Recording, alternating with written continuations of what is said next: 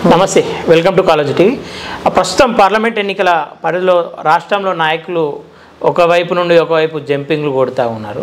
అయితే ఇప్పుడు మల్కాజ్గిరి పార్లమెంట్ పరిధిలో ఉన్నాం. ఇక్కడ ఆ నాయకుల పరిస్థితి ఎలా ఉంది, అసలు ఏ పార్టీ నాయకులు ఎటువైపు ఉండబోతున్నారు, రాష్ట్రంలో వస్తున్న ఎన్నికల్లో ఎటు మొగ్గు చూపుతున్నారు జనాలు అనేది, అంటే వాళ్ళు తిరుగుతున్న తరుణంలో ఎట్లా ఉంది పరిస్థితులు, కొంతమంది పార్టీ నుండి టికెట్లు ఆశించి రాని వాళ్ళ పరిస్థితి ఎలా ఉంది, ఒకసారి ఇక్కడ ఉన్న నాయకులతో తెలుసుకునే ప్రయత్నం చేద్దాం. ఫస్ట్ మనతో ఆ జిల్లా జనరల్ సెక్రటరీ, మహిళా మోర్చా జనరల్ సెక్రటరీ సరిత గారు మనతో ఉన్నారు. ఒకసారి ఆమెతో మాట్లాడదాం. నమస్తే మేడం. నమస్తే అండి. మేడం చెప్పండి, అసలు పార్లమెంట్ ఎన్నికలు వస్తున్నాయి, కొంతమంది నాయకులు అక్కడ నుండి ఇక్కడ నుండి అక్కడ జంపు కొడుతూ ఉన్నారు.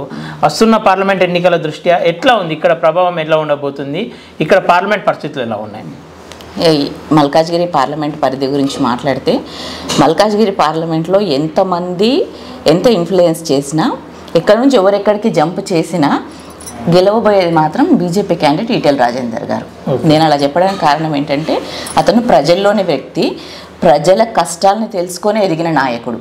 ప్రజలకి చాలా, ఆయన హుజూరాబాద్ ఎమ్మెల్యేగా ఉన్న ప్రాంతంలో నేను చాలా ఎలక్షన్ పని చేస్తున్నాను. అక్కడ నేను ఇంటింటికి తిరిగిన చోట వాళ్ళ కష్ట సుఖాల్లో ఆయన ఏ విధంగా పాలు పంచుకునేది అనేది అక్కడ ప్రజలను అడిగి తెలుసుకున్నాము. మాకు అనుభవం ఉంది దానివల్ల. సో అట్లాంటి నాయకుడు మాకు కూతవేటు దూరంలో ఉండి ఇక్కడ ఉండి ఈ పార్లమెంట్ గెలిస్తే ఈ పార్లమెంట్ అంతా అభివృద్ధి జరుగుతుంది. ఇప్పుడు సిట్టింగ్ ఎంపీ రేవంత్ రెడ్డి గారు ఏ ఒక్కనాడు పార్లమెంటులో ఎంపీ రోల్ అనేది ప్లే చేసింది లేదు. ఆయన ఎంపీ అయిన దగ్గర నుంచి పిసిసి అధ్యక్షుడు, రాష్ట్రము కాంగ్రెస్ పార్టీని తప్ప ఈ మల్కాజ్గిరి పార్లమెంటు ప్రజల్ని ఏ ఒక్కనాడు పట్టించుకున్న పాపాన పోలేదు. సో అంటే కొంతమంది టికెట్ కోసం ఆశించిన వాళ్ళు ఉన్నారు, టికెట్ రాలేదని చెప్పేసి పార్టీకి దూరంగా ఉన్న పరిస్థితులు కూడా ఉన్నాయి. అంటే ఇప్పుడు ఈ ఎన్నికల టైంలో చాలా క్లిష్టమైన పరిస్థితిలో రాజేందర్ కోసం, గెలుపు కోసం పనిచేసేందుకు అవకాశాలు ఉన్నాయా, అసలు ఎట్లా ఉంది ఇక్కడ లోకల్ నాయకుల పరిస్థితి? ఇప్పుడు మనకి తెలిసిన విషయమే, ఎలక్షన్స్ అంటే చాలామంది ఆశపడతారు. ఒక ఎంపీ కానీ ఎమ్మెల్యే కానీ ఓన్ కౌన్సిలర్ కూడా చాలామంది ఆస్పిరెంట్స్ ఉంటారు. ఉన్న తర్వాత పార్టీస్ అంచెలంచెలుగా చాలా రకాల ఇన్వెస్టిగేషన్స్ చేసి వాళ్ళు ఎవరికో అంటే ప్రజలను ఆడి అన్ని రకాలుగా పరిశీలించి ఒకరికి టికెట్ ఇస్తారు. భాజపా సిద్ధాంతం ప్రకారం ఏంటంటే, పార్టీ ఎవరిని డిసైడ్ చేస్తే వాళ్ళే ఫైనల్. కొంత అటు ఇటుగా ఉన్నా కూడా అల్టిమేట్గా పార్టీకి కట్టుబడి ఖచ్చితంగా ప్రతి ఒక్కరూ లాస్ట్ వరకు పార్టీ కట్టుబడి ఇచ్చిన క్యాండిడేట్ని గెలిపించుకోవడానికి ప్రయత్నం చేస్తారు. ఇది ఖచ్చితంగా భాజపా సిద్ధాంతం. ప్రతి ఒక్క కార్యకర్త అక్కడ వ్యక్తి ఇంపార్టెంట్ కాదు, మోడీ గారు ఇంపార్టెంట్. మోదీ గారి కోసమైనా, అబ్కీ బార్ 400 పార్ అన్న నినాదం కోసమైనా ప్రతి ఒక్కరూ ఈటెల రాజేందర్ గారిని గెలిపించడానికి ప్రయత్నం చేస్తారు. రాష్ట్రంలో చూసుకుంటే కాంగ్రెస్ ఒకవైపు ఉచిత బస్సు ప్రయాణం అని చెప్పేసి పెట్టింది, మరోవైపు మహిళలకు గ్యాస్ సిలిండర్ పైన తగ్గింపు కావచ్చు, 2500 పెన్షన్ ఇస్తామని చెప్పేసి అనేక భరోసాలు మహిళలకు ఇచ్చింది.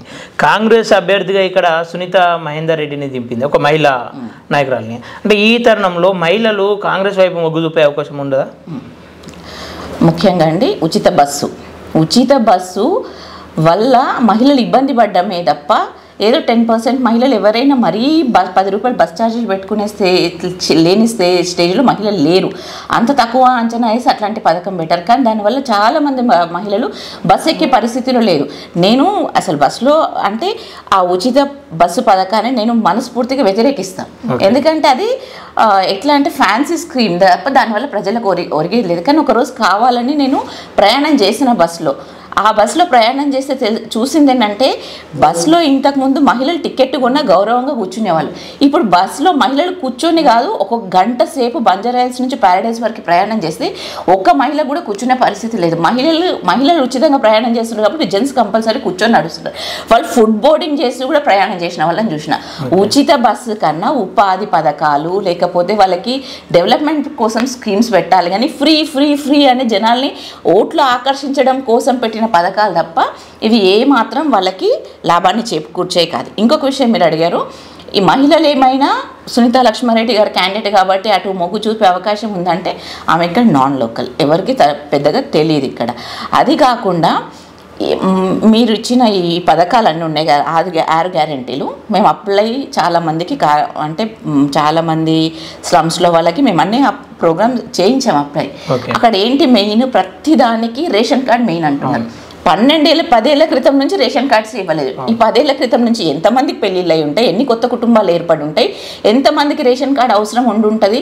కానీ ఆ బేసిక్ రేషన్ కార్డు దానికి ప్రామాణికం అని చెప్తున్నారు. కానీ రేషన్ కార్డే ఇవ్వకుండా ఈ పథకాలు అన్నీ పెడితే అవి ఎవరికి వస్తాయి?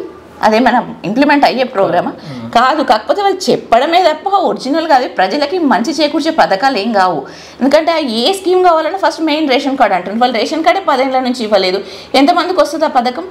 అందుకని అట్లాంటివి దానివల్ల ఇంకా చాలా వ్యతిరేకత కూడా మూటగట్టుకుంటున్నారు వాళ్ళు. అది మాకు ప్లస్ అవుతుందని మేము అనుకుంటున్నాం. ఓకే, అంటే మహిళలు చూసుకున్నట్లయితే ఈ ఉచిత బస్సు ఇట్లా అని చెప్పేసి అంటున్నారు. 2500 వాళ్ళకు పెన్షన్ కూడా వస్తుంది అంటారు కదా, అది ప్రభావం? అది ఇంకెక్కడ ఇంప్లిమెంటేషన్ కాలేదండి, ఎక్కడ రాలేదు.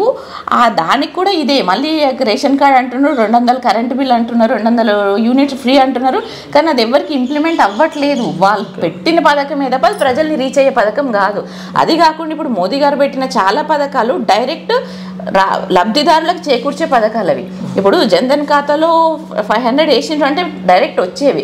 కానీ వీటికి అంచెలంచెలుగా స్క్రూటినీ, వాళ్ళు అప్లికేషన్ చేసుకోవడము, అవన్నీ చేయడము, అందులో చాలా మందిని వాళ్ళు సైడ్ లైన్ చేసేస్తున్నారు. వాటి అన్నిటినీ తీసేయడమే తప్ప ఎంతమందికి వచ్చేది నమ్మకం లేదు అసలు. ఓకే, అంటే ఇంతకుముందు నాన్ లోకల్ అని చెప్పేసి ఒక మాట అన్నారు కదా సునీత మహేందర్ రెడ్డి. ఈటెల రాజేందర్ను కూడా నాన్ లోకల్ అని చెప్పేసి అంటున్నారు కదా, అంటే అడాప్ట్ చేసుకునే అవకాశం ఉంది? ఓకే, దానికి ఏంటంటే ఈటెల రాజేందర్ గారు గత 20 సంవత్సరాలు ఇక్కడే ఉంటున్నారు. ఆయన హుజురాబాద్ ఎమ్మెల్యే అయినప్పటికీ ఆయన ఏ టైంలో ఎవరు వెళ్ళినా అందుబాటులో ఉండే వ్యక్తి. ఆయన ఉండేది కుత్బుల్లాపూర్ కాన్స్టిట్యున్సీలో, ఇక్కడే ఉంటారు, మేడ్చల్ పరిధిలోనే ఉంటారు ఆయన. సో అది ఆయనకి అన్ని వేళలా ఎవరు వెళ్ళినా అవసరం ఉండి ఆపదని వెళ్ళి ఏ పని వెళ్ళినా ఆయన ప్రతి ఒక్కరికి అందుబాటులో ఉండే వ్యక్తి. ఆయన ఉండేది ఇక్కడే, ఆయన అందరికీ ఎప్పుడైనా అందుబాటులో ఉండే వ్యక్తి. సో ఈటెల రాజేందర్ గారు ఎక్కడున్నా ప్రజల మనిషి కాబట్టి ఆయన ప్రజలకు ప్రతి విషయంలో సహాయంగా ఉంటారు. ఆయన ఎంపీగా గెలిపించుకోవడానికి మేము ఖచ్చితంగా ప్రయత్నం చేస్తాం. ఆయన ఎంపీగా గెలిస్తే చుట్టుపక్కల కాన్స్టిట్యున్సీలో పరిస్థితులు ఖచ్చితంగా మారుతాయని మేము నమ్ముతున్నాం. ఓకే, అంటే మీరు జనాల్లోకి ఏమని అంటే జనాల్లోకి వెళ్ళిన తరుణంలో రెస్పాన్స్ ఎట్లుంది, లేదంటే మీరు వెళ్ళే ప్రయత్నంలో ఏం చెప్తున్నారు, వాళ్ళకి ఎలాంటి భరోసా కల్పిస్తారు? మేము అసెంబ్లీ ఎలక్షన్స్లో తిరిగాము, ఇప్పుడు తిరిగాము.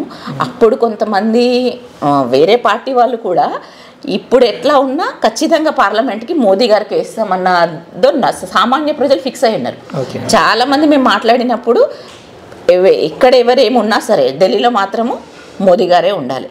ఫస్ట్ దేశ సురక్షితం కోసం కానీ, ప్రపంచ దేశాల్లో మన గౌరవం పెరగడం కోసం కానీ, మన ఆర్థికంగా డెవలప్మెంట్ కోసం కానీ అసలు మోదీ గారు పెట్టిన పథకాలు ఏకవరు పెడితే మేము ఇంటర్వ్యూ 2 గంటలు అవుతుందేమో అట్లాంటి పథకాలు పెడుతున్నారు. కాబట్టి ఎక్కడైనా ప్రజలు పార్టీలకు అతీతంగా సామాన్య ప్రజలు ఎవరైనా మోదీ గారే ఉండాలి, ఢిల్లీలో మాత్రం మోడీ గారే ఉండాలనుకుంటున్నారు. కాబట్టి ఇక్కడ ఖచ్చితంగా బీజేపీకి ఓటేస్తారు. అంటే బీఆర్ఎస్ క్యాండిడేట్ను కూడా చూసుకున్నట్లయితే ఇటు మాజీ మంత్రి మల్లారెడ్డి కావచ్చు, మర్రి రాజశేఖర రెడ్డి కావచ్చు, వివేక కావచ్చు, ఇట్లాంటి వాళ్ళు అంటే బీఆర్ఎస్లో ప్రధానమైన క్యాండిడేట్లు ఎమ్మెల్యేలుగా ఉన్నారు ఈ ప్రాంతంలో. అంటే వాళ్ళ ప్రభావం వల్ల ఈటెల రాజేందర్కి ఏమన్నా నష్టం జరుగుతుంది అనుకుంటున్నారు? ఏం జరగదండి. ఎందుకంటే ఇప్పుడు మంత్రి మల్లారెడ్డి గారు కానీ, రాజశేఖర రెడ్డి గారు కానీ వారం రోజుల నుంచి వస్తున్న వాటి గురించి చూస్తుంటే వాళ్ళ అప్రతిష్టను మూటగట్టుకున్నారు ప్రజల్లో. ఇంత వాళ్ళు చేసిన చాలా ఉన్నాయి వాళ్ళవన్నీ.